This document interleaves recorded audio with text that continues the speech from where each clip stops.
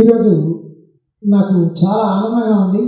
ముఖ్యంగా పొద్దున 2 గజల్ పుస్తకాలు ఆవిష్కరించబడడం, మరి ఒక ఆల్బమ్ ఆవిష్కరించబడటం, రసజ్ఞులైనటువంటి శ్రోతలు ప్రేక్షకులనే కాకుండా ఆత్మీయ మిత్రులు బంధువులు రావడం, మరి మహానుభావులైనటువంటి అతిథులు వచ్చి ఆవిష్కరించడం ఎంతో ఆనందంగా ఉంది. ముఖ్యంగా కిన్నెర ఆర్ట్ థియేటర్స్ ద్వారా, ప్రతిష్టాత్మకమైన కిన్నెర ఆర్ట్స్ థియేటర్స్ ద్వారా ఈ యొక్క కార్యక్రమం జరగడం మహదానందం. మరి మేము కోరిన వెంటనే డాక్టర్ ఓలేటి పార్వతీశం గారు మరి ప్రముఖ సాహితీవేత్త, మరి వారి గురించి పరిచయం చేయడం కొండ ముందు అద్దం పెట్టినట్టు అవుతుంది. సో నాకు గుర్తెల్లు ఎన్నో పుస్తకాలకు నాకు ఆవిష్కరించడానికి వచ్చినట్టు మహనీయులు వారు ఇప్పుడు పిలిచిన వెంటనే మరి ఈ యొక్క గజల్ రచనా సదస్సును ప్రారంభించడానికి ఇంత పెద్ద మనసుతో ఇచ్చేశారు. వారిని సాధారణంగా సగౌరవంగా సవినయంగా వేదిక మీదకి ఆహ్వానిస్తున్నాను. Thank you sir, thank you.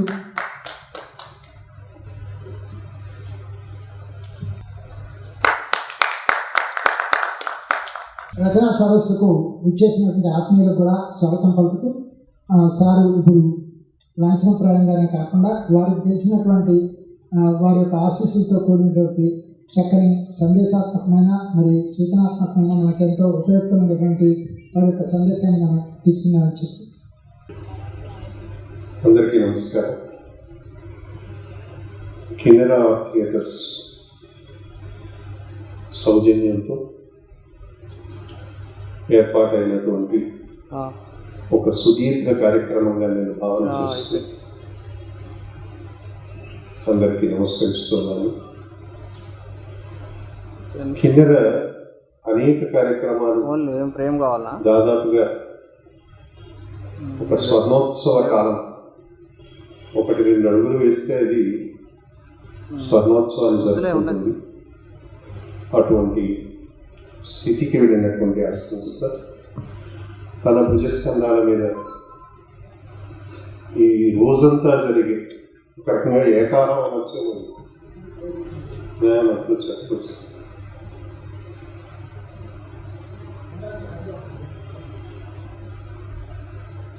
ఒక రకంగా ఏకాహం అనొచ్చు. సూర్యోదయం నుంచి సూర్యాస్తమయం వరకు గజల్ ప్రక్రియ మీద జరుపుతున్నటువంటి ఒక గొప్ప విశేషమైన కార్యక్రమంగా, బహుశా పూర్వరంగంలో జరిగే కార్యక్రమంలో ఒక సీడీ, ఒక పుస్తకం ఆవిష్కరణలు ఈ అపహార సమయంలో ఒక సదస్సులాగా నిర్ణయించాలన్న ఈ సముచితమైన విభజన చాలా చక్కగా ఉంది. అందుకు కూడా కార్యకర్తలు నేను అభినందిస్తున్నాను. ఒక్క గజల్ రాయాలని ఎంత చచ్చి బతికాను, ఒక్క గజల్ రాయాలని ఎంత చచ్చి బతికాను, ఎన్ని భావాలను వెతికి తెచ్చి ఉతికాను, ఒక్క గజల్ రాయాలని ఎంత చచ్చి బతికాను అంటాడు రసరాజు గారు. ఎందుకు ఈ మాట నేను ఉటంకించానంటే, గజల్ రాయడం అనేది విన్నంత హాయిగా ఉండదు. వినినప్పుడు శ్రవ్య సుభగంగా ఉంటుంది. దీంతో ప్రారంభించాడు కదా, మళ్ళీ నదికి ఏమొస్తుంది, ఆ కాఫియా ఏమంటాడు, షేర్లో ఎలా వెళతాడు, ఇవన్నీ అంచనాలు వేస్తూ అంచెప్రసం వినపడేందుకు ఆనందపడతాం. కానీ అది వింటున్నంత ఆనందం రాయడానికి ఉండదు. ఆ ప్రక్రియ ఒక విచిత్రమైన, చాలా లలితంగా కనపడుతూ ఉంటుంది, కానీ జటిలమైన క్లిష్టమైన ప్రవాహ మార్గం గజల్. ఈ దేశపు సంస్కృతి యొక్క గొప్పతనం ఏంటి అంటే, ఒక గంగ ప్రవహిస్తున్నప్పుడు అనేక ఉపనదులు వచ్చినట్టు జరుగుతాయి. ఒక గోదావరి ప్రవహిస్తున్నప్పుడు అనేకమైన ఉపనదులు దాంట్లో కలుస్తాయి. అంటే జీవనది ప్రవాహం అనేక ఉపనదులను ఆలింగనం చేసుకుని ఒక మహాప్రవాహాన్ని సాగర సంగమం చేస్తుంది. భారతీయ సాహిత్యం కూడా అలాంటిది. భారతీయ సాహిత్యం అనేది ఒక జీవనది ప్రవాహం లాంటిది. చిన్న చిన్న నదులు, ఉపనదులు, పంట కాలువలు మరొకటి కలిసి వస్తే వాటిని ఆలింగనం చేసుకుని ముందుకు వెళుతుంది. అందుకే అంత విస్తృతి కనిపిస్తుంది. మీరు నాసిక్ వెళ్ళి చూడండి. నాసికాత్రయంబకం అనేది గోదావరికి పుట్టు ప్రదేశం. ఆ పైన నాసిక్ వెళితే ఉంటే ఒక చుక్క పడుతూ ఉంటుంది గోదావరి. ఒక చుక్క తర్వాత మళ్ళీ రెండో చుక్క ఏర్పడడానికి 1 నిమిషం సమయం పడుతుంది. మీరు ఒక గ్లాసు నీళ్ళు అక్కడ నింపాలి అంటే దాదాపు 2-3 గంటలు పడుతుంది. అంటే గోదావరి జన్మించేటువంటి ప్రాంతంలో బిందువుగా స్రవించే కొండల మధ్య నుంచి ఇలా పడుతుంది చిన్న ఒక్కొక్క బిందువు. అలాంటి గోదావరి ప్రవహించి రాజమహేంద్రవరం వచ్చేటప్పటికి మీకు అవతలి ఒడ్డు కూడా కనపడదు. అంటే అఖండమైన గోదావరి ప్రవాహంలా కనపడుతుంది. భారతీయ సాహిత్యం కూడా అటువంటిది. ఎన్నో ప్రక్రియలను సమ్మిళితం చేస్తుంది. అది నాకు పద్యం అంటే ఇష్టం, దీంట్లోనే పెడతానని అనదు. నాకు ఇతిహాసాలంటే ఇష్టం, దీంతోనే పెడతానన్నది. నాకు ప్రబంధాలంటే ఇష్టం, దీంతోనే పెడతానని అనదు. అది ప్రబంధం కావచ్చు, ఇతిహాసం కావచ్చు, పద్యం కావచ్చు, వచనం కావచ్చు, గేయం కావచ్చు. వీటన్నింటినీ ఆలింగనం చేసుకుంటూ ముందుకు వెళ్ళేటువంటి జీవనది ప్రవాహమే భారతీయ సాహిత్యం. అందున తెలుగు సాహిత్యం.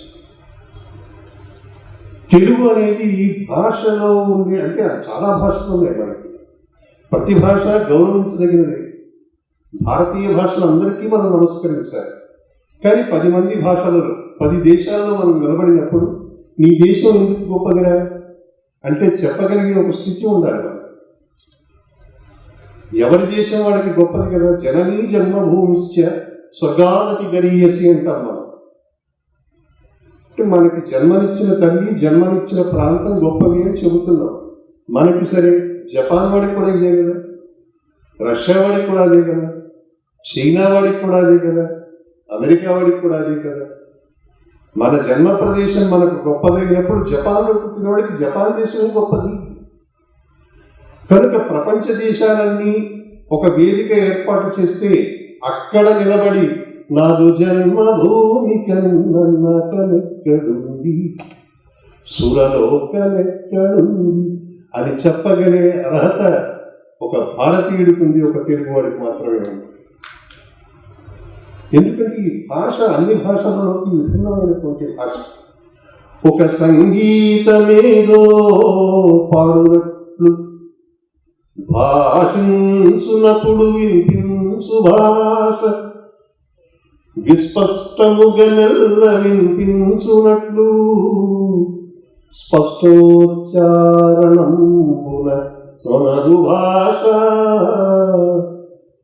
రసభావముల సమర్పణ శక్తియందున అమర భాషకు దీటైన భాష, జీవులలోనున్న సేవయంతయు సత్కృతి పల్కులను సమర్పించు భాష. భాషలొక 10 తెలిసిన ప్రభువు చూచి, భాషలొక 10 తెలిసిన ప్రభువు చూచి, భాషయన ఇది అని చెప్పబడిన భాష తన ఛందస్సులోని అందము తీర్చి చూపించినటిది తెలుగు భాష. తెలుగు భాష అజంత భాష. అజంత భాష అంటే అజంతా ఎల్లోరా నాగరికత నాటిది కాదు దాని అర్థం. అచ్చు అంతమంది ఉండేటువంటి భాష. మీరు ఏ మాట మాట్లాడినా దాని ఆఖరణ ఒక అచ్చు ఉంటుంది. కనుక దానికి ఉండేటువంటి ఒక సౌలభ్యం ఏం జరిగింది అంటే, మీరు స్వరాక్షరాల మధ్య దాన్ని కూర్చోపెట్టినప్పుడు ఏ రాగాన్ని, ఏ లయని, ఏ గతిని మీరు నిర్దేశిస్తారో సరిగ్గా వెళ్ళి కూర్చుంటుందన్నమాట. కనుక గానయోగ్యమైనటువంటి ఒక గేయాన్ని గానయోగ్యమైనటువంటి ఒక పద్యాన్ని, గానయోగ్యమైనటువంటి ఒక గజల్ని మీరు ప్రేక్షకుల ముందు ప్రదర్శించాలి అంటే దానికి అత్యంత అనువైన భాష తెలుగు. కనుక తెలుగులోకి ఈ గజల్ ప్రవేశించినప్పుడు నిజానికి గజల్ అనేది మనం అనుకుంటున్నాం కానీ చాలా ప్రాచీనమైనది, చాలా పురాతనమైనది. మనం మన సాహిత్యాన్ని వెతుక్కుంటూ వెళ్ళి ప్రథమాంధ్ర వాగ్గేయకారుడు తాళ్లపాక అన్నమాచార్యని ఎదిగితేనే 15-16 శతాబ్దాల వాడైతే అంతకుముందు 7 శతాబ్దాలకి ముందరై ప్రపంచ సాహిత్య చరిత్రలో ఉన్నది గజల్. 7వ శతాబ్దం నాటికే దాని ఉనికి ఉన్నది అని ఇవాళ పరిశోధకులు, పరిశీలకులు ఆవిష్కరించినటువంటి ఒక వాస్తవం.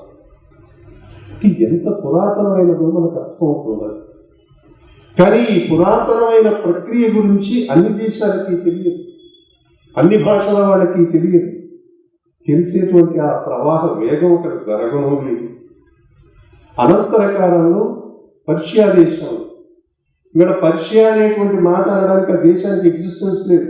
మనం ఇరాన్, ఇరాక్ అని మనం మాట్లాడుతున్నాం కదా, ఆ భాషలలో అక్కడ ఉండేటువంటి ప్రాంతంలో మాట్లాడేటువంటి భాషతో సంగమించినటువంటి ఈ ప్రక్రియ ముందు ప్రవేశించింది. ఆ దేశంలో ఉండేటువంటి అనేక మాండలికాలు ఉన్నాయి. ఆ మాండలికంలో ఒకానొక మాండలికంగా చెప్పబడేది పార్సీ, దారి అంటారు, తజిక్ అంటారు. ఇవన్నీ కూడా ఆ దేశంలో ఉండేటువంటి మాండలికాలు. అలాంటి ఒక మాండలికాన్ని లేదా అక్కడ ఒక తెగ నివసించిందని కూడా పరిశోధకులు భిన్నాభిప్రాయాలు చెప్పేటువంటి స్థితి ఉన్నది. అటువంటి స్థితిలోంచి బయటికి వచ్చిన స్వరూపమే గజల్. ఈ గజల్ తర్వాత విస్తృతి చెందడానికి, మనకు అంది రావడానికి కారణం మధ్యలో ఉంటున్నది, అది ఉర్దూ భాష. ఎప్పుడైతే ఉర్దూ భాషలోకి ఇది ప్రవేశించిందో అది కొంత విశ్వవ్యాప్తమై విస్తృతి పొందడానికి దానికి ఒక అవకాశం దొరికింది. ఆ రకంగా గజల్ చాలా చోట్ల ఉర్దూ భాషలో మనకు వినిపించేటువంటి తొలి అవకాశం దొరికింది. నిజానికి ఉత్తర హిందుస్థానంలో ఎలా ఉన్నాయి అది దక్షిణ హిందుస్థానంలోకి రావడానికి బహుశా నిజాం పరిపాలన సాగుతున్న కాలంలో కొంతమంది ఔత్తరాహికులు ఇక్కడికి వలస వచ్చి ఈ నిజాం యొక్క గౌరవాలు పొందినటువంటి కొన్ని దాఖలాలు ఉన్నాయి. అలా అక్కడ నుంచి తరలి వచ్చినటువంటి ఈ ఆస్థాన కవులు ఎవరైతే ఉర్దూ కవులు అలరారుతున్నారో వాళ్ళు ఆ గౌరవాన్ని అందిపుచ్చుకోవడానికి ప్రవహింపచేసినటువంటి ఒక ప్రక్రియగా మనకి గజల్ చరిత్ర తెలిసినప్పుడు ఈ విషయాలు బయటపడుతూ ఉంటాయి. 1831 ఆ ప్రాంతంలో, 1826 ప్రాంతంలో మీర్జా ఖాన్ దార్ అనేటువంటి వాడు, అమీర్ మీనాయ్ అనేటువంటి వారు, ఇలాంటి వాళ్ళందరూ ఈ నిజాం కొలువులోకి చేరారు. వాళ్ళు చేరడం వల్ల ఈ ప్రాంతాలకి గజల్ అనేది ఉర్దూ భాషలో ఉంది అనేది ఒక పరిచయం జరిగింది. నిజానికి భారతదేశానికి కొంత గజల్ పరిచయం అయిన తర్వాత గజల్ అనేది మిగతా వాటి కొంత విలక్షణంగా గానయోగ్యమైనటువంటి రచనగా ఉంటుంది. కనుక ఎక్కడ ఇది ప్రారంభమైంది అంటే అది కూడా ఉత్తర భారతదేశంలోనే ఉంటున్నది. మనకి బాగా గాయకులు గజల్ని అందిపుచ్చుకుని వినిపించేటువంటి విషయం కేఎల్ సైగల్ తర్వాతే మనకి తెలుస్తుంది. రచయితలు ఆ కవులు అప్పుడప్పుడు పాడిన సందర్భాలు రాజస్థానంలో ఉంటే ఉండవచ్చు, కానీ ఒక ప్రదర్శన ముఖంగా, ఒక వేదిక ముఖంగా మనకి ఆ గజల్ ప్రక్రియలో ఒక గాయకుడు సందర్భం కేఎల్ సైగల్ సమయంలో తెలుస్తుంది. బేగం అఖ్తర్ ఆమె పాడడం మనకి తెలుస్తుంది. ఈ రకంగా భారతదేశంలో ఉర్దూ భాషలో ఈ గజల్ అనేటువంటి ప్రవాహం కొద్దిగా వేగం అందుకుంటే మనకి ఏనాడో రాసిన పురాకృత పుణ్యం మహనీయుడు దాశరథి కృష్ణమాచార్య. ఆ పురాకృత పుణ్య జీవితం చూస్తే ఒక విలక్షణమైన జీవితం. ఏ కవులు ఇవాళ దేశం కోసం తమ ప్రాణాలను అర్పించినటువంటి వాళ్ళు ఉన్నారని చరిత్ర తెలియజేస్తే బహుశా దాశరథి గారికి సమాంతరంగా మనం చెప్పదగినటువంటి ఒక కవి ఇవాళ కనపడడు. ఎందుకంటే తెలంగాణలో నిజాంకి ఎదురుగా రజాకార్ల పాలన సాగుతూ ఉన్నప్పుడు వీడు ఒక తరతరాల బూజు, ఈ నిజాం రాజు ముసలినక్కడికి ఎక్కడ దొరుకుతుంది ఈ వ్యవహారం అని ఆయన ప్రకటించినటువంటి సందర్భాలు, నా తెలంగాణ కోటి రతనాల అని పలికినటువంటి మహానుభావుడు దాశరథి.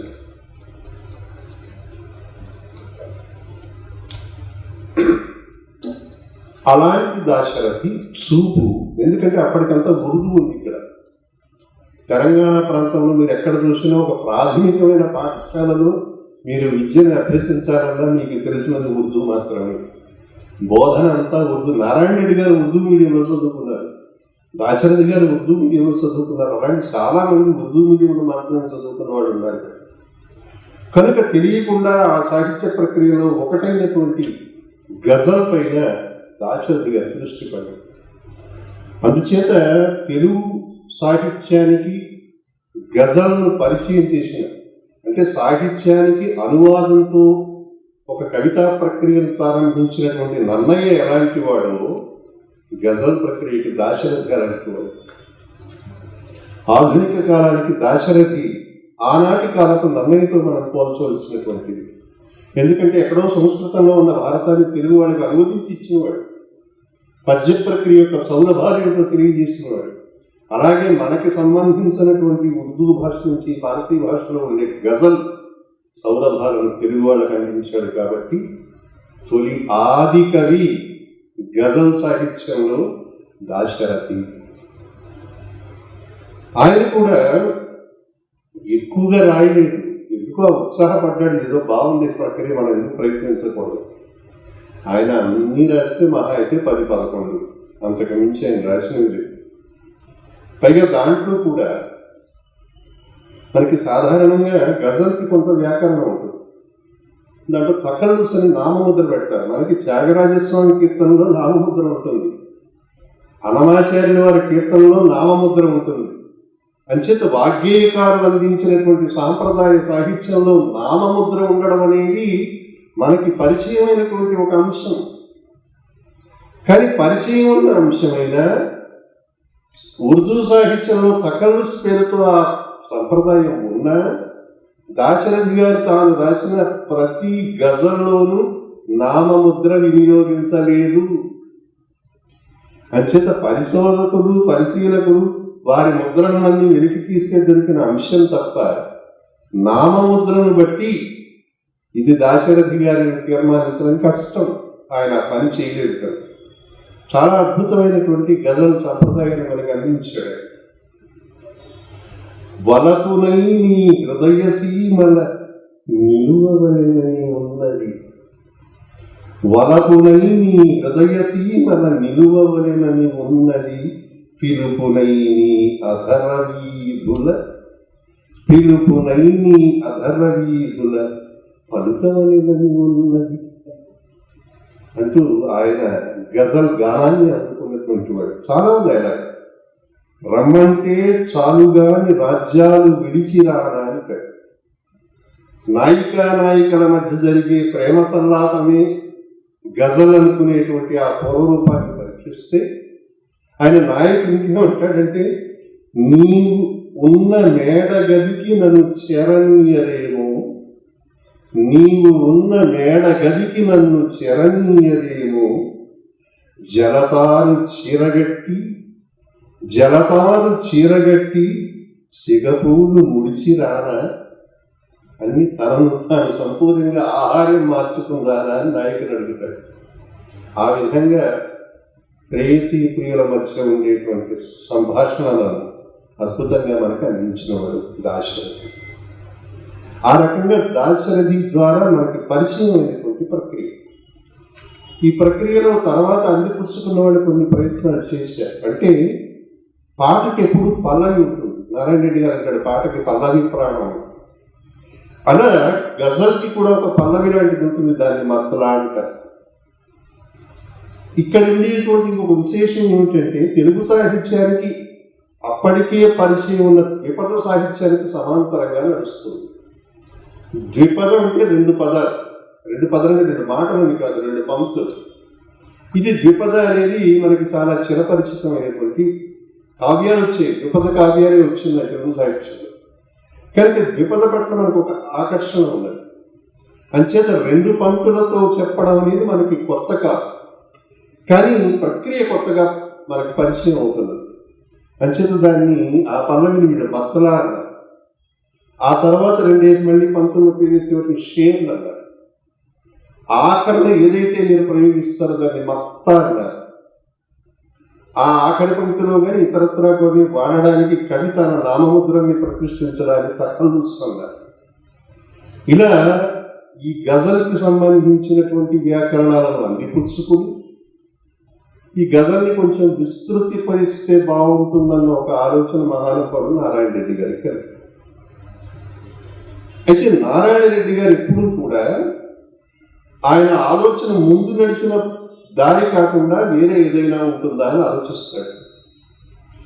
నారాయణ రెడ్డి గారు కవిగా రంగప్రవేశం చేసే నాటికి దిగ్ధంత ప్రతిభామూర్తులు ఉన్నారు ఇక్కడ. ఒక వానమామలై వరదాచార్యులు, ఒక దేవులపల్లి కృష్ణశాస్త్రి, ఒక విశ్వనాథ సత్యనారాయణ, ఇలాంటి వాళ్ళు ఏలుతున్నారు తెలుగు సామ్రాజ్యాన్ని. అప్పుడు ప్రవేశించిన నారాయణ రెడ్డి గారు ఏమనుకున్నాడంటే, ఇప్పుడు నేను కొత్తగా రచన మొదలు పెడితే ఇంతమంది దిగ్గజమూర్తుల వచ్చిన అస్తిత్వం నాకు తెలుస్తుందా అని ఆలోచనలో పడి, అందరూ పద్య మార్గంలో ప్రయాణిస్తున్న రోజుల్లో గేయాన్ని ఎంచుకుని గేయం అనేటువంటి ప్రక్రియలో తొలి కథాకావ్యాన్ని తెలుగు సారస్వతానికి కానుక చేసిన వ్యక్తి నారాయణ రెడ్డి గారు. అంటే ఒక్కొక్క వ్యక్తి యొక్క చూపు ఎలా ఉంటుందో ఆ చూపుని బట్టి తర్వాత చరిత్ర అవుతుంది. గజల్ విషయంలో కూడా అదే జరిగింది. అంతకుముందు గజల్ అనేది మనకి దాశరథి ద్వారా పరిచయం అయినా, ఉర్దూలో మనం కొంతవరకు విని ఉన్నా, అప్పటికే ఉర్దూ మాట్లాడేటువంటి ఒక సమాజం ఉంది కాబట్టి వాళ్ళకి ఉర్దూ గజల్ స్వరూపాలతో పరిచయం ఉన్నా, గజల్ అనేటువంటి ఆ ప్రక్రియలో వైవిధ్యమైనటువంటి అంశాలను, సామాజిక సంబంధమైన అంశాలను, సమాజ హితం కోరే మానవీయ సంబంధాలకు సంబంధించిన అంశాలను ప్రతిపాదించి ఈ ప్రక్రియను ముందుకు తీసుకెడదామని తొలి ఆలోచన వచ్చిన వ్యక్తి నారాయణ రెడ్డి. పరుల కోసం పాటుపడని నరుని బ్రతుకు దేనికని, మూగనేలకు నీరందివ్వని మూగనేలకు నీరందివ్వని వాగు పరుగు దేనికని అని సామాజికమైన అంశాలతో ప్రశ్నిస్తూ వాటిని మనం వివేచించేటువంటి ఒక మార్గాన్ని గజల్కి నూతన అలంకారం చేసి కొత్త వస్త్రాన్ని తొడిగిన వాడు నారాయణ రెడ్డి. నిజంగా నారాయణ రెడ్డి గారు ఈ ప్రక్రియలో ప్రవేశించిన తర్వాతనే దానికి విశేషమైన ఒక ప్రాచుర్యం వచ్చింది. అప్పటి గాయకులు కూడా చాలా విశేషంగా దాన్ని పాడేవారు. నారాయణ రెడ్డి గారు ప్రధానంగా సంగీతం యొక్క ఆలుపాలను తెలుసున్నవాడు, రాగఛాయ తెలుసున్నవాడు, రాగంలోని స్వరాల ఆరోహణ అవరోహణ క్రమం తెలుసున్నవాడు, లయ తెలుసున్నవాడు, ఒక గతిలో దాన్ని పాడగలిగినటువంటి గాత్ర మాధుర్యం కలిగినవాడు. కనుక గజల్ అనేది ఆయనకి బాగా ఒదిగిపోయింది. అద్భుతంగా పాడాడు. గజల్ సంపదలు ఇప్పటికి కూడా మనకు అందుబాటులో ఉంటాయి. ఇవన్నీ గమనించినటువంటి తరువాతి తరం కొంత దాని మీద పరిశ్రమ చేయాలనే ఒక ఆకర్షణకు లోనైంది. అలా వచ్చిన వాళ్ళలో కన్నా శివరామకృష్ణ వచ్చాడు, రెంటాల వారు వచ్చాడు, తర్వాత తటవర్తి రాజగోపాలం అని వినోదంలో ఉంటాడు, ఆయన వచ్చాడు, వెంపరాల సుబ్రహ్మణ్య శాస్త్రి గారు మహానుభావుడు, ఆయన వచ్చాడు, పీపీసీ శ్రీవారు. వీళ్ళందరూ ఒక్కరొక్కరితో ప్రవేశించి వేయడం మొదలుపెట్టారు. రసరాజు గారు వచ్చాడు, చల్లా రాంబాబు గారు ప్రవేశించాడు, ఎంబిడి శ్యామల ప్రవేశించింది, ఇందిర ప్రవేశించింది, ముక్తేవి భారతి గారు కూడా వీళ్ళకన్నా కొంచెం ముందుగానే ఎక్కువ రాయలేదు కానీ 3-4 గజల్స్ రాసింది ఆవిడ. అలాగే ఇప్పుడున్న ఈ కోరుకుల మాధవరావు, ఇతను రంగప్రవేశం చేసిన తర్వాత గజల్ యొక్క విస్తృతి చాలా పెరిగిపోయింది. కొంతమంది గజల్ సంపుటి వేసి 10 రాశారు, 25 రాశారు, 30 రాశారు, 40 రాశారు, 100 రాసింటారు. కానీ గజల్ రచనని వేల స్థాయికి తీసుకెళ్లినటువంటి తొట్టతోని రచయిత ఎవరంటే మాధవరావే. 6000 గజల్స్ రాశాడు. ఇప్పటికి గజల్తో జీవించడం, గజల్లోనే జీవించడం, గజల్ని శ్వాసించడం, ఈ లక్షణాలు కలిగినటువంటి వాడు మాధవరావు. బహుశా అంటే గజల్ మీద ఉన్నటువంటి అనురక్తి కారణంగానే ఇవాళ ఇంతటి ఒక కార్యక్రమాన్ని చెయ్యడానికి పూనుకున్నాడేమో, ఈ సాహసం ఇందుచేతనే చేయగలుగుతాడేమో అని నాకు అనిపిస్తుంది. అతని రచనలు ఇప్పటికే చాలా గ్రంథాలుగా, సంపుటులుగా వెలువడి ఉన్నాయి, కొన్ని సీడీలుగా, తర్వాత చాలా మంది పాడుతూ ఉండడం ఇవన్నీ జరుగుతూనే ఉన్నాయి. తను కూడా ఏం చేశాడంటే గజల్ని విభిన్న మార్గాల్లో చెప్పేటువంటి ప్రయత్నం, సమాజహితమైనటువంటి విషయాలను ఏ విధంగా చెప్పాడు. ఈయన కూడా కొన్ని వ్యక్తుల గురించి, వ్యవస్థలో ఉండేటువంటి వివిధ అంశాల గురించి, అసలు గజల్ యొక్క స్వరూపం ఏమిటి, గజల్ యొక్క ప్రాచుర్యం ఏమిటి, గజల్ యొక్క ప్రాదుర్భావం ఏమిటి, గజల్ యొక్క వైభవం ఏంటి, ఇలాంటి విషయాలు కూడా చెప్పడానికి ప్రయత్నించిన ఒక కవి కోరుకుల వాతావరణం. వేమనయే దిగి వస్తే, వేమనయే దిగి వస్తే, వేమనయే దిగి వస్తే, మొక్కాలోయ్ నీ గజల్కు, వేమనయే దిగి వస్తే, మొక్కాలోయ్ నీ గజల్కు, అన్నమయ్య మరి పుడితే, అన్నమయ్య మరి పుడితే, ఆడాలోయ్ నీ గజల్కు. ఈ గజల్ అనేటువంటి నవ్య సాంప్రదాయం పాత కవులు కనుక పునరావిష్కరిస్తే దీని పట్ల ఎంత సంబరపడతారో అనేటువంటి భావాన్ని వ్యక్తిగతంగా చెప్తాడు. నన్నయ తిక్కనలైనా, నన్నయ తిక్కనలైనా అచ్చెరు అందాలంట. ఆది కవులుగా మనం మాట్లాడతాం కదా, వాళ్ళు కూడా ఆశ్చర్యపోతారు ఈ ప్రక్రియను చూసి. నన్నయ తిక్కనలైనా అచ్చెరు అందాలంట, గాలిబు దాచర దిసినారే మురవాలోయ్ నీ గజల్. ఎంత అందమైన భాష తెలుగు, ఎంత అందమైన భాష తెలుగు, మాధవుడా మాధవ, ఇది తకల్లుస్ తన నామముద్ర. ఎంత అందమైన భాష తెలుగు, మాధవుడా ప్రతి మనసు పులకితయై, ప్రతి మనసు పులకితయై, పొంగాలోయ్ నీ గజల్ అని గజల్ యొక్క వైభవాన్ని ప్రాచీన కాలంలో వాడు పునరావిర్భవిస్తే ఎట్లా ఉంటుందని ఒక కొత్త ఆలోచన చేసి, అలాగే వ్యక్తిగా సినారే మీద చెప్పాను, వ్యక్తుల మీద కవిత్వం చెప్పడం ముఖ్యంగా గజల్ రాయడం చిన్న విషయం కాదు, అది చాలా కష్టతరమైన విషయం. తెలుగు మదిని ఊయలలే ఊగిస్తూ ఉన్నాడుగా, ఆ పేరు చెప్తే సార్ ఆ తెలుగు తన పంచకట్టుటలో నా ప్రపంచాన మనగాడు, కండువారేనిదే గడప దాటని వాడు. అందుచేత ఆయన చూస్తే మన తెలుగులకు మనమే మురిసిపోతూ ఉంటాం. తెలుగు మదిని ఊయలలే ఊగిస్తూ ఉన్నాడుగా, సినారే మన నడుమున శరిస్తూ ఉన్నాడుగా. ఇప్పటికీ జ్ఞాపకాలు నిలబడి ఉంటాడు ఆయన. అందుచేత తెలుగు వాళ్ళ మదిలో ఎప్పుడు ఉంటాడు. సినారే మన నడుమన చెరిగిస్తూ ఉన్నాడట. కీర్తిశేషులెవరంటే, చనిపోయాడు కదా కీర్తిశేషులు అనుకుంటాను, ఆయన అంటాడు కీర్తిశేషులెవరంటే లేక ఉన్న మహనీయులే. వాడు లేడని తెలుసు ఆయన అక్కడ, కానీ ఉన్నట్టు భావన చేస్తాను. ఒక లేని మనిషి ఉన్నాడనే భావన చేయడం అనేది ఆ మనిషికి ధన్యత. అది నారాయణ రెడ్డి అంటే దాన్ని పెట్టాడు ఆయన. కీర్తిశేషులెవరంటే లేక ఉన్న మహనీయులే, చిత్రముగా చిరునై తిరునవ్వై నడిపిస్తూ ఉన్నాడుగా, తెలుగు మదిని ఊయలలే ఊగిస్తూ ఉన్నాడుగా.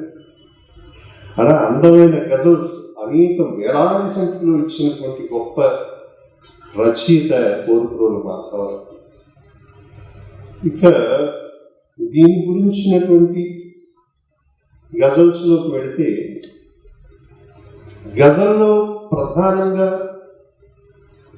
ఏదో ఒక విషయం ఉండాలి అనేది ఒక పద్ధతి అయితే, ఏ షేర్లో ఆ షేర్కి ఏదైనా మనం ఎక్కడైనా ఉదాహరించేటువంటి ఒక పరిస్థితి ఉండేలా ప్రయత్నించడం అనేది గజల్ యొక్క అసలు స్వరూపం. కానీ మొత్తంగా ఏదో ఒక చేతన గురించి చెప్పాలి. ఈ ప్రపంచమే చేతన. ఒకవేళ వాయుస్తంభన జరిగింది అనుకోండి, కుంభి స్తంభిస్తుంది. ఇక్కడ ఇప్పుడు మొగ్గ తెల్లవారికి అది పువ్వు, ఇప్పుడు పగలు కొంతసేపు పోతే రాత్రి, ఇప్పుడు వాడు శిశువు, 10 ఏళ్ల తర్వాత బాలుడు, 25 ఏళ్ల తర్వాత యవనారంభం. కనుక ఈ సృష్టిలో మీరు దేన్ని గమనించినా కూడా ఒక చేతన ఉన్నది, ఒక కదలిక ఉన్నది. అలాంటి ఒక భావంతో సాగరముఖ చిత్రంపై మౌనం నివసిస్తుందా, సాగరముఖ చిత్రంపై మౌనం నివసిస్తుందా. ఎప్పుడైనా సముద్రం గురించి అలా నిశ్శబ్దంగా ఉంటుందేమో ప్రయత్నించి చూడండి. పగలడండి, రాత్రిడండి, తపస్సు చేయండి, అది ప్రవహిస్తూనే ఉంటుంది. తుఫానులు వచ్చినప్పుడు ఉధృతి ఉండొచ్చు, కానీ అలలు లేకుండా సముద్రాన్ని, నిశ్చల సముద్రాన్ని మనం చూడలేం. కనుక సృష్టిలో ఉన్న చలనానికి, చైతన్యానికి ప్రతీక. సాగరముఖ చిత్రంపై మౌనం నివసిస్తుందా, గంధవహుని గమనంలో నిలకడ కనిపిస్తుందా. గంధవహుడు అంటే గాలి. గాలి ప్రకటించి నిలకడగా అక్కడ కూర్చుంటే మనం అయిపోతాం. సాగరముఖ చిత్రంపై మౌనం నివసిస్తుందా, గంధవహుని గమనంలో నిలకడ కనిపిస్తుందా. చలనశీలివై జీవిక సాగించే నేస్తమా, చలనశీలివై జీవిక సాగించే నేస్తమా. పయనించే పాదాలను మజిలీ నిలవేస్తుందా, సాగరముఖ చిత్రంపై మౌనం నివసిస్తుందా. మట్టి పొరల తడి ఎడదను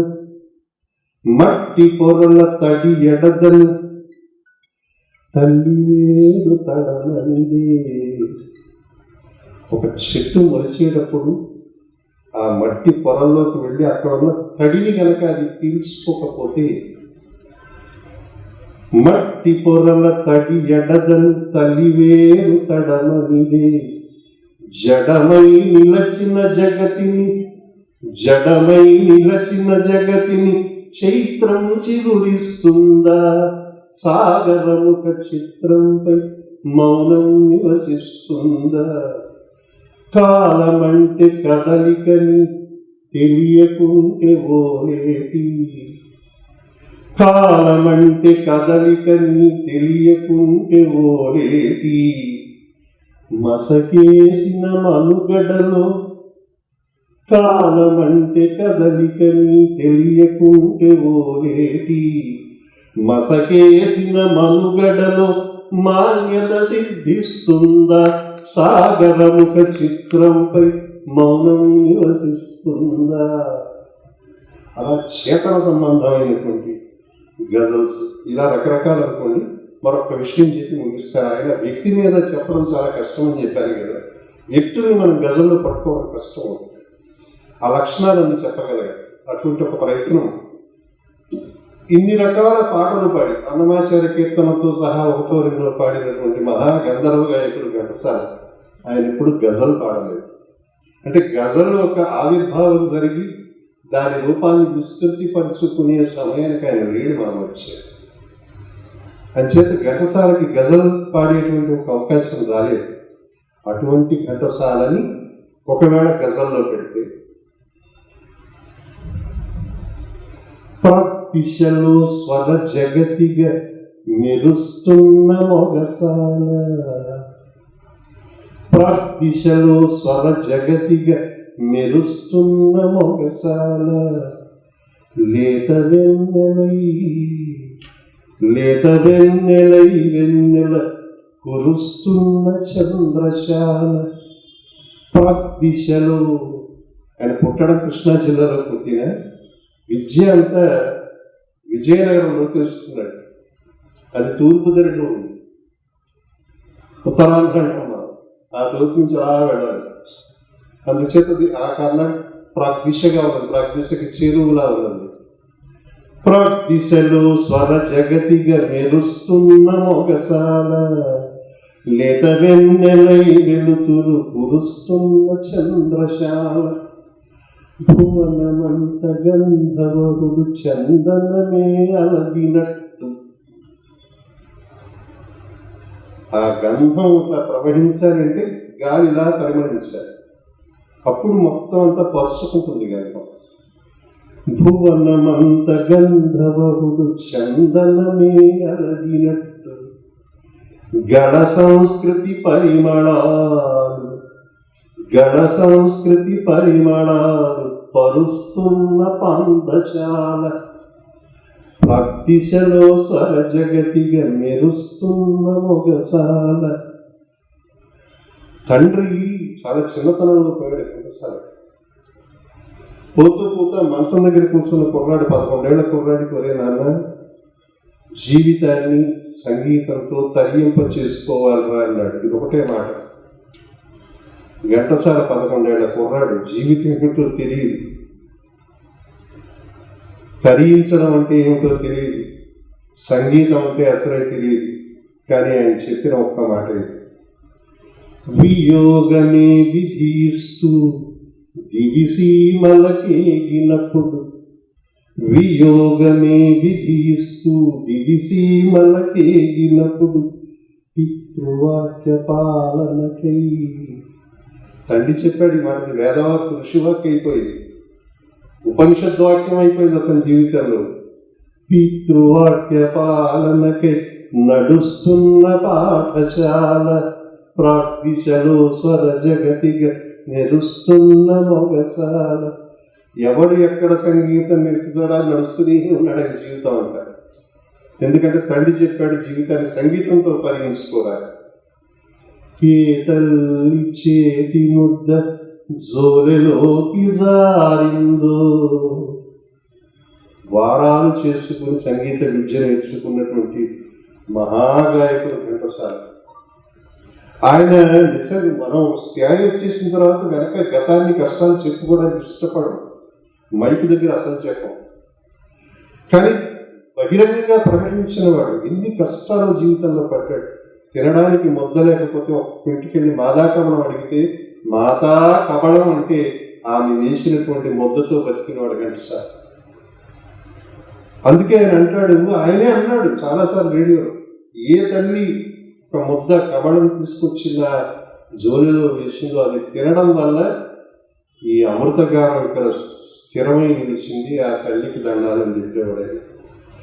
ఏ తల్లి చేతి ముద్ద జోలెలోకి జారిందో అమృతమయ గ్రీవంలా అమృతమయ గ్రీవంలా స్ఫురిస్తున్న కంఠశాల అమృతమయ గ్రీవంలా స్ఫురిస్తున్న కంఠశాల ప్రదిశలో స్వర జగతిగా మెరుస్తున్న మొగసాల.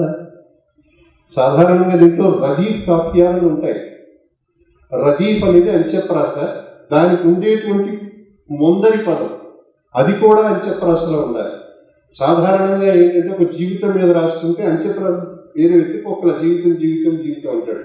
అలనాటిది జీవితం, ఇలాంటిది జీవితం, రగులుతున్న జీవితం, షగలుతున్నది, దాంట్లో ముందు మాత్రమే మార్చాలి. ఈ జీవితం ఉంటుంది.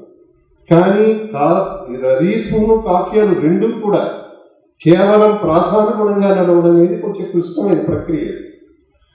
ఏ తల్లి చేతి ముద్ద చేతిలోకి జోలెలోకి జారిందో అమృతమయ గ్రీవంలా స్ఫురిస్తున్న కంఠశాల విజయనగర నివాసముక కలత విత్తునాటినప్పుడు. 8 అనాలు జేబులో పెట్టుకుని విజయనగరం వెళ్ళాడు. పెడితే ఆ గేట్లు మూసున్నాయి. సెలవులు నెలల తర్వాత రమ్మన్నారు వాడు. ఈ 8 రూపాయలు ఒక్కంతో ఎలా బతుకుతాడు? నెలల పాటు ఎక్కడుంటాడు? ఇది ఎవరు పెడతారు? అయినా సరే సంగీతం కోసం ఆయన ఆలోచించలేదు. ఆ జీవితంలో ఉన్నవన్నీ కష్టాలే. విజయనగర నివాసముక కలత విత్తునాటినప్పుడు పట్రాయని పాటవమై. పట్రాయని సీతారామ శాస్త్రి గారు ఆయన గురువు. ఆ గురువే దైవంగా కనబడ్డాడు ఆయన. పట్రాయని పాటవమై మొలకెత్తిన గానశాల పట్రాయని పాటవమై మొలకెత్తిన గానశాల ప్రదిశలో స్వర జగతిగా మెరుస్తున్న మొగసాల. అలా వెతుకుతూ సంగీతం నేర్చుకున్నాడు. తర్వాత ఏం చేయాలో తెలిసి మళ్ళీ వచ్చాడు. అక్కడుండే కుర్రాడికి ఏమో కొంచెం సంగీతం పాట అంటే వాడు నాటకాలు ఇస్తూ ఉండేవాడు. ఆ నాటకానికి అనుగుణంగా ఉండే పద్యాలు నేర్పుతూ ఉండేవాడు. అంతకన్నా భక్తి లేదు. అలాంటి పరిస్థితుల్లో సముద్రాల వారి చిన్న కాగితం ఇస్తే అది కొట్టుకు మెడ్రాస్ వెళ్ళాడు. అక్కడ ఎవడు ఆయన ఆదరించిన వాడు లేడు. ఆ సమయంలో ఒక అవతార పురుషుల్లా ఆయన్ని ఆదించినటువంటి మహనీయుడి పేరే బాలాంతరపు రజనీకాంతరావు గారు. అప్పటికి ఆయన ఆకాశవాణిలో ఉద్యోగంలో ఉన్నాడు. కనుక ఈ కుర్రాడు కూడా బాగా పాడుతున్నాడు, వీడు పద్యం అనగలుగుతున్నాడు, పాట అనగలుగుతున్నాడు అని ఈ కుర్రాడిని దగ్గరకు తీసి ఏదో ఒక కార్మికుల కార్యక్రమంలో పద్యం పాటలాడడం, లేదా ఒక సాహిత్య కార్యక్రమం ఏదో పాటలాడడం, ఇలా ప్రతి కార్యక్రమంలోనూ తెలియకుండా ఏదో అవకాశం ఇచ్చి ఘంటసాల గొంతుని పదే పదే రేడియో ద్వారా జనాలకు వినపడేలా చేసి ఆ పాట పాడినందుకు 5 రూపాయలు 10 రూపాయలు ఆకాశవాణి తరపున ఆయన చేతిలో డబ్బు పెట్టి, ఘంటసాల అనే వ్యక్తికి నేను పాడితే ఈ లోకం నాకు డబ్బిస్తుందని భావించడానికి తొలి ప్రాతిపదిక ఆకాశవాణిని. ఆ ఆకాశవాణిలో ఉన్న బాలాంతరపు రజనీకాంతరావు. ఎంత గొప్ప విషయం అది. చెన్నపురిలో నభోవాణి స్వరవాసం చేసినప్పుడు. నభము అంటే ఆకాశం, నభోవాణి అంటే ఆకాశవాణి. సాధారణంగా స్నేహితులతో సహవాసం చేస్తాం, ఆకాశవాణిలో మాత్రమే స్వరవాసం చేస్తాం. చెన్నపురిలో నభోవాణి స్వరవాసం చేసినప్పుడు. గీతానికి, తన పాటకి విలువ ఉందన్నప్పుడు అర్థమైంది. గీతానికి విలువనద్ది చెరిస్తున్న టంకశాల. టంకశాల అంటే మింట్, నాణ్యాలు ముద్రిస్తారు.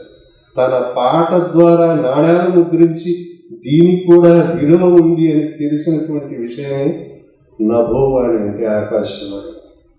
చెన్నపురిలో నభోవాణి స్వరవాసం చేసినప్పుడు. గీతానికి విలువనద్ది చెరిస్తున్న టంకశాల ప్రదిశలో స్వర జగతిగా మెరుస్తున్న మొగసాల. గంధర్వుని గానమిపుడు వినలేదా ఓలేటి, గంధర్వుని గానమిపుడు వినలేదా ఓలేటి, వాణి వీణ, వాణి సరస్వతి, వాణి వీణ గొంతులోన, వాణి వీణ గొంతులోన ధ్వనిస్తున్న ఘంటసాల, ప్రాగ్దిశలో స్వర జగతిగా మెరుస్తున్న మొగసాల. ఆ మహనీయుడికి ఈ గజల్తో నమస్కరిస్తూ ఈ కొత్త ప్రక్రియ, కొత్తదేం లేదు, ఇప్పుడు మనకి పాతపడింది అనుకోండి, ఈ విస్తృతి 10 మందికి చేరాలని, దీంట్లో కలోచి వేసి ముందుకు నడపాలని ప్రయత్నిస్తున్న కవులు కానీ, రచయిత్రులు కానీ, కవయిత్రులు కానీ, దాన్ని గానం చేసి 10 మందికి పంచాలని ప్రయత్నిస్తున్న కళాకారులు కానీ, ఇవాళ కిన్నెర సంస్థ మాధవరావు చేస్తున్నటువంటి ఈ కార్యక్రమం ద్వారా వాళ్ళు మరింత ప్రేరణ పొందుతారని, ముందు కాలాలకు ఈ సంఘటన కూడా ఒక చరిత్రలా నిలుస్తుందని, నిలవాలని ఆకాంక్షిస్తూ స్వస్తి.